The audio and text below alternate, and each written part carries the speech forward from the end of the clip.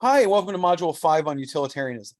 Module 5 is utilitarianism. Utilitarianism is probably, as far as ethics go, the kind of two biggest theories that would kind of exist in the world or that exist in ethics are probably utilitarianism and deontological ethics, which is the next one. So these are kind of the two big ones.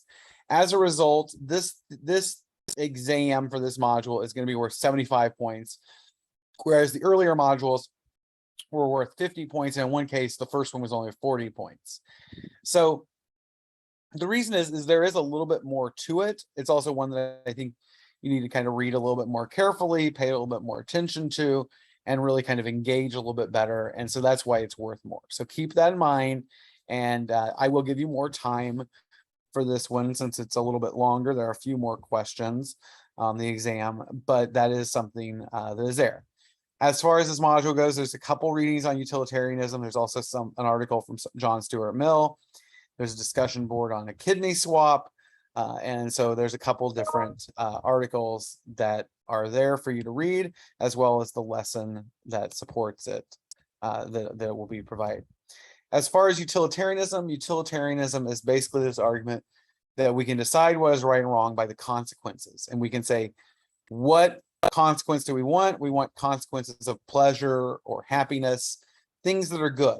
The experience of pleasure or happiness, or whatever term you want to use, for humans or for any creature that can feel and experience pleasure and pain.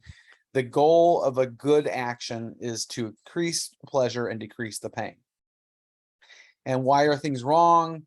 Theft is wrong, not only because it deprives somebody of their property, it deprives them of a sense of security. Murder is wrong because it deprives someone of a future. All these things, you can do that. But then when you get down into specific cases, you can kind of do a very critical analysis and saying, if I do this or I do that, what will be the action that will result? And basically what utilitarianism says is you take and do the action that will result in the most pleasure for the most people, or the least pain for the least number of people. And that is basically what it is. There's a lot that goes into this. There's a lot of different ways to approach it. What is pleasure? What is pain? Are there certain pleasures and pains that are equal or different? That's a Mill versus Bentham distinction. What if you get too specific in your application? Maybe you can get into some pretty crazy examples, which gets us to act and rule utilitarianism. And so there's a lot of different nuances that can come into this, but the key is to bring the most pleasure to the most people.